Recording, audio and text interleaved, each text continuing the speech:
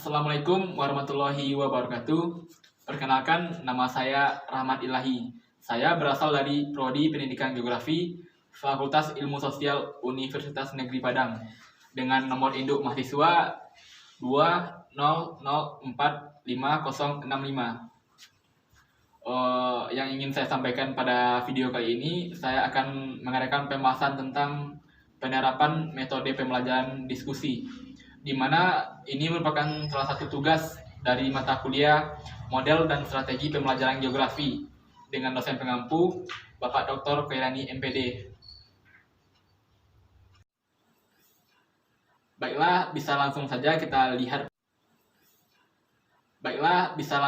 kita lihat pada video selanjutnya. Bismillahirrahmanirrahim. Assalamualaikum warahmatullahi wabarakatuh. Waalaikumsalam warahmatullahi wabarakatuh. Baiklah, rekan-rekan abang yang bersama semuanya, seperti biasa pada malam ini setiap minggunya kita membahas pembahasan mengenai geografi dalam bentuk belajar kelompok. Nah, pada minggu ini pada belajar kelompok kali ini ingin abang terapkan metode diskusi.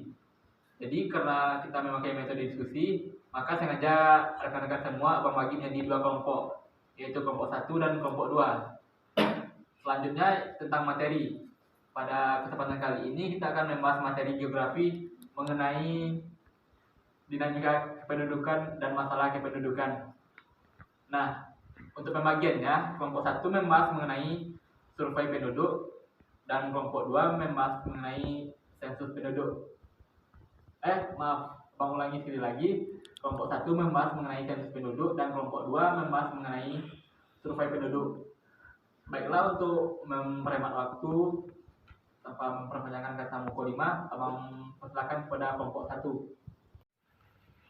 Baiklah, terima kasih kepada abang tadi yang telah memberikan kami waktu. Baiklah, kami akan membacakan hasil diskusi kami, yaitu tentang sensus penduduk.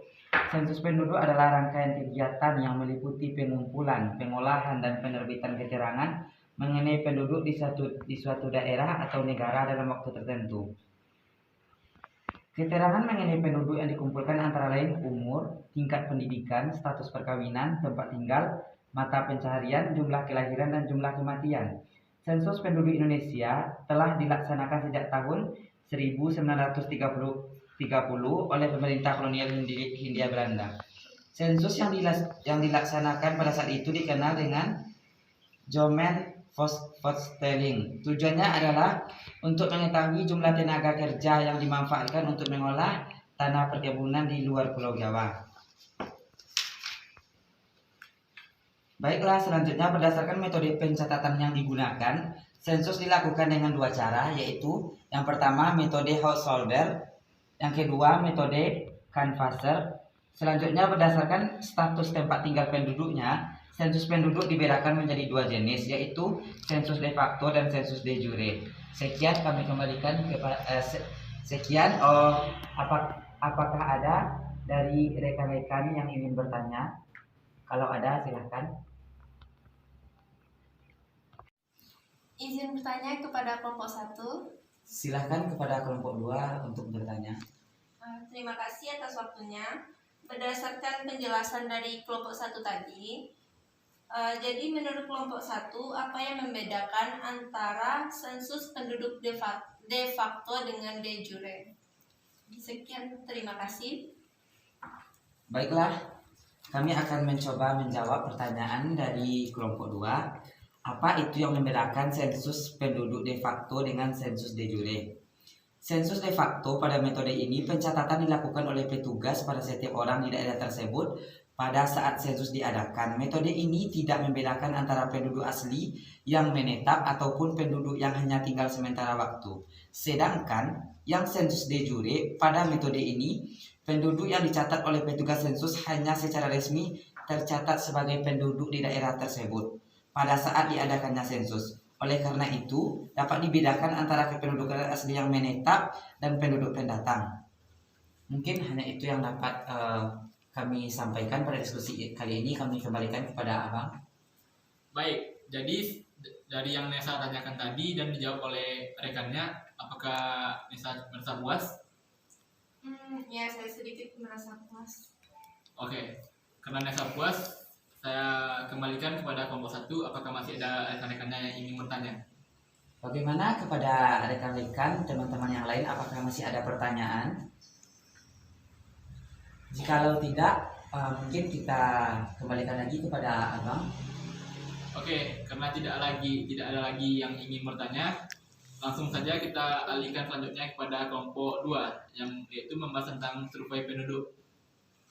Kepada kelompok 2 dipersilakan untuk menjelaskan materinya, dan kelompok 1 dimohon menyimak dan mengajukan pertanyaan yang relevan.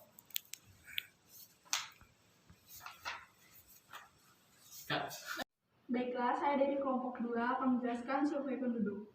Survei penduduk sebenarnya memiliki pengertian sama dengan sensus. Artinya, rangkaian kegiatan survei sama dengan pelaksanaan sensus penduduk. Perbedaannya hanya terletak pada sejumlah orang yang diminta keterangan pada sensus penduduk.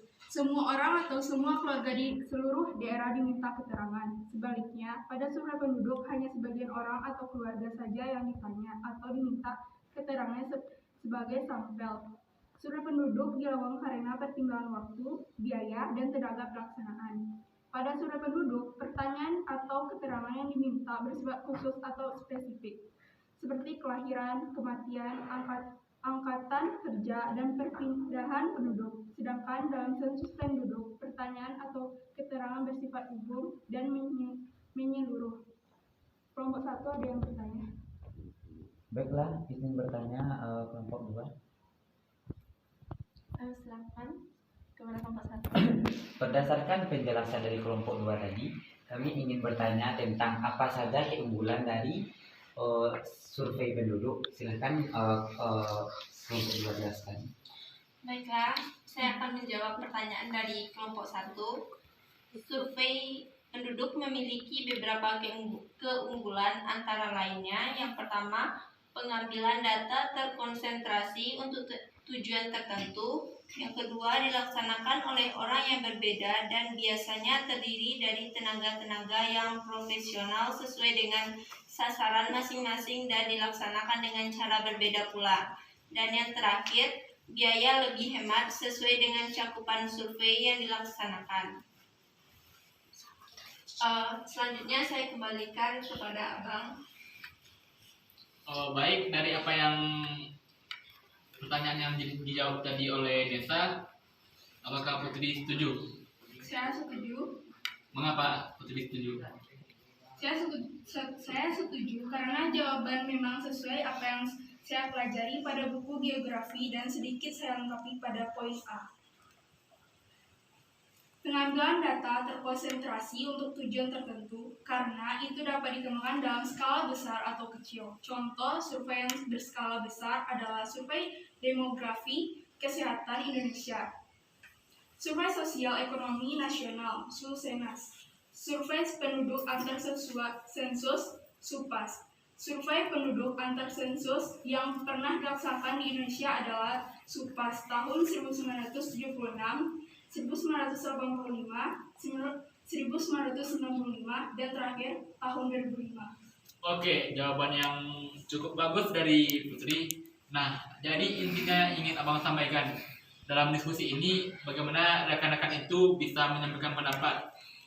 Mengapa harus menyampaikan pendapat? Karena dengan menyampaikan pendapat, maka otomatis dengan menyampaikan pendapat tersebut, maka kemampuan berbicara rekan-rekan akan terasa, keberanian untuk berbicara akan tampil, dan tentunya itu akan sangat berguna nanti bagi rekan-rekan di bangku perkuliahan. Nah, mungkin itu yang bisa kita ambil dari diskusi itu. Yang pertama, melatih mental. Yang kedua, melatih cara berpikir kita.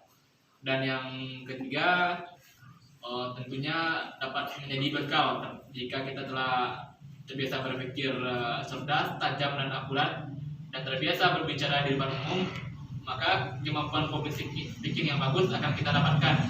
Nah, itulah bekal yang berguna bagi nanti bagi rekan-rekan semuanya untuk masa yang akan datang. Mungkin untuk malam ini kita cukupkan sampai di sini pembelajarannya. Kita sudahi dengan mengucapkan billahi taufiq wal hidayah, fastabiqul khairat. Assalamualaikum warahmatullahi wabarakatuh. Waalaikumsalam warahmatullahi wabarakatuh.